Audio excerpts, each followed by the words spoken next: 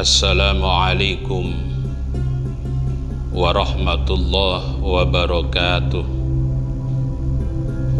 Walillahil hamd walillahirrahmanirrahim. Allahumma salli ala nabiyil hashimi Muhammad wa ala alihi wa sallim taslima. Ilahi anta maqsudi wa ridhaka matlubi, a'tini mahabbataka wa ma'rifatak. Amma ba'du. Saudara-saudaraku muslimin muslimat, ikhwan akhwat rahimakumullah,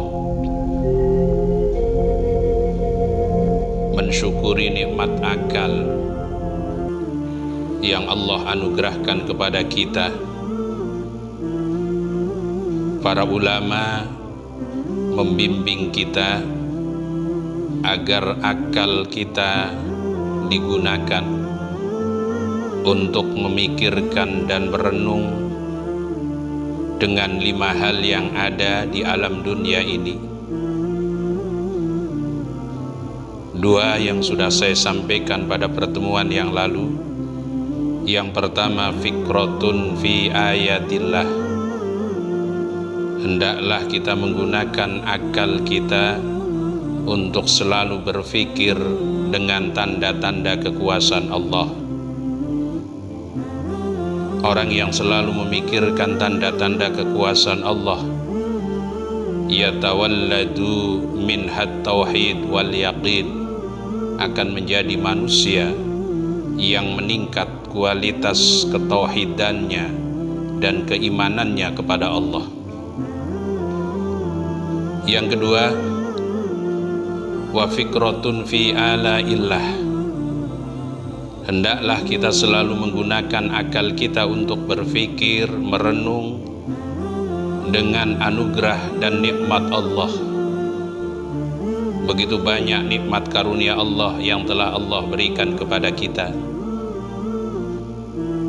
sehingga manakala kita selalu menggunakan akal kita untuk berfikir dengan anugerah nikmat Allah, yatawalladu minhas syukur, akan menjadi manusia yang selalu meningkat rasa syukurnya kepada Allah Subhanahu wa ta'ala. Saudara-saudaraku muslimin muslimat rahimakumullah,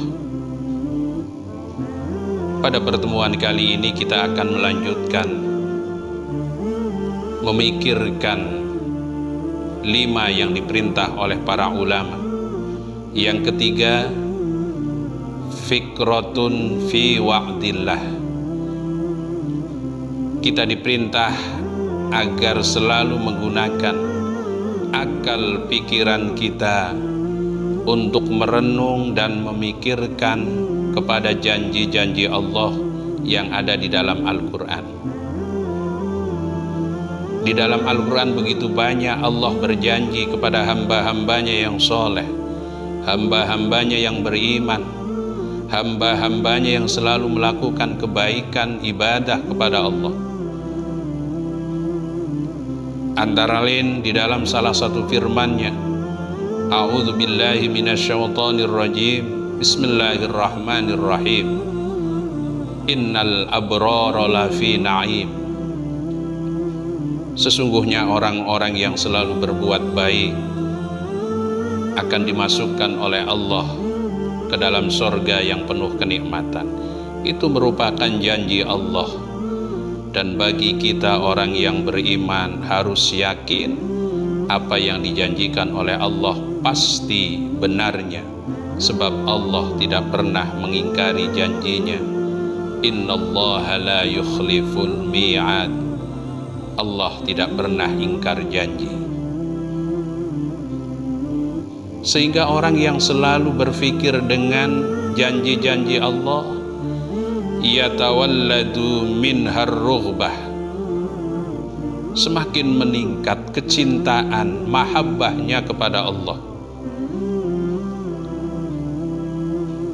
Orang yang hatinya terpatri rasa mahabbah dan kecintaan kepada Allah, maka akan menjadi manusia yang semangat di dalam beribadah, semangat di dalam melaksanakan perintah Allah,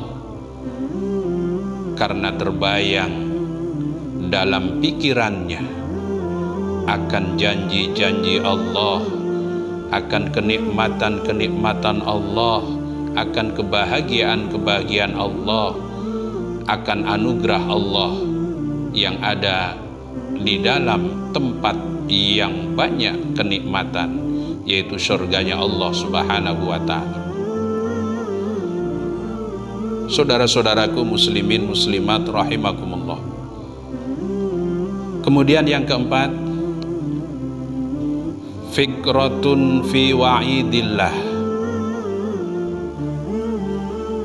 Kita diperintah untuk menggunakan akal kita merenung, berpikir dengan ancaman Allah. Allah tidak hanya sekedar berjanji, tapi Allah pun memberikan ancaman. Siapa yang diancam oleh Allah Subhanahu wa Ta'ala? Di dalam Al-Quran Allah berfirman, wa innal fujjara lafi jahim. Orang-orang yang selalu berbuat dosa, orang-orang yang selalu melakukan kesalahan, orang-orang yang bergelimang maksiat, lafi jahim, Allah mengancam akan dimasukkan ke dalam neraka jahanam. Sehingga pada saat kita selalu memikirkan dengan ancaman Allah Subhanahu wa Ta'ala, yatawalladu minhal ghaibah, akan menjadi manusia yang gemetar hatinya karena rasa takut yang tinggi terhadap azab dan siksa Allah nanti di akhirat. Menjadi manusia yang hidupnya selalu berhati-hati. Kalau saya meninggalkan sholat, saya takut nanti di akhirat akan diazab dan disiksa oleh Allah. Kalau saya berbuat dosa dan maksiat, saya takut akan mendapatkan siksa dari Allah, sehingga menjadi manusia yang punya rasa takut kepada Allah, al-khawf min adzabillah. Saudara-saudaraku muslimin muslimat rahimakumullah. Kemudian yang terakhir, yang kelima, wa fikratun fi taqsiri nafsihi anit ta'ah. Kita diperintah untuk selalu berpikir, merenung dengan kekurangan diri, kesalahan diri. Ini yang diperintah oleh Rasul. Jadilah manusia yang sibuk memikirkan kesalahan, kekurangan diri, bukan memikirkan kesalahan orang lain. Sering terjadi di masyarakat kita, lebih sibuk memikirkan kesalahan, kekurangan orang lain daripada memikirkan kekurangan dirinya sendiri. Ibarat pepatah, gajah di pelupuk mata tidak kelihatan, tapi semut di seberang lautan kelihatan jelas dan nyata. Ini gambaran orang-orang yang selalu sibuk memikirkan kesalahan orang lain, kekurangan orang lain, sementara kekurangan diri tidak pernah dia pikirkan. Orang yang selalu memikirkan kekurangan dirinya, yatawalladu minhal hayah, menjadi manusia yang punya rasa malu kepada Allah Subhanahu wa Ta'ala. Allah telah memberikan kesehatan, Allah memberikan kekuatan, Allah memberikan rizki yang tidak terhitung. Tapi kenapa banyak perintah Allah yang kita abaikan? Justru larangannya kita kerjakan, kewajiban sering kita lupakan. Sehingga begitu banyak kekurangan, kesalahan yang ada dalam diri kita, lahirlah manusia yang punya rasa malu kepada Allah Subhanahu wa Ta'ala. Saudara-saudaraku muslimin muslimat rahimakumullah, insyaallah kalau akal yang dianugerahkan oleh Allah kepada kita mampu kita manfaatkan. Yang pertama, memikirkan tanda-tanda kekuasaan Allah yang ada di alam semesta, dan yang ada di dalam diri kita, kita akan menjadi manusia yang meningkat kualitas keimanan, ketauhidannya kepada Allah.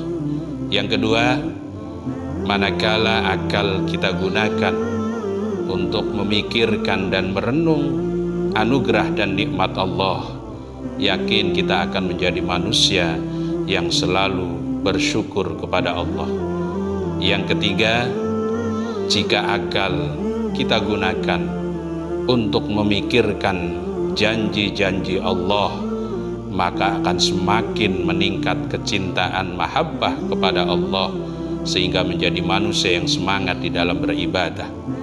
Yang keempat, jika akal kita gunakan untuk merenung dan memikirkan ancaman Allah, kita akan menjadi manusia yang mempunyai rasa takut terhadap azab Allah, sehingga hidupnya akan menjadi berhati-hati. Yang terakhir, manakala kita selalu memikirkan kekurangan yang ada dalam diri kita, kita akan menjadi manusia yang malu kepada Allah, karena begitu kasih sayangnya Allah kepada kita, namun ternyata kita lalai terhadap apa yang diperintah oleh Allah, sehingga banyak kekurangan kesalahan kita. Semoga bermanfaat. Segala kekurangannya mohon maaf. Ilal liqa ma'as salamah. Wallahul muwafiq ila aqwamit thoriq. Wassalamualaikum warahmatullahi wabarakatuh.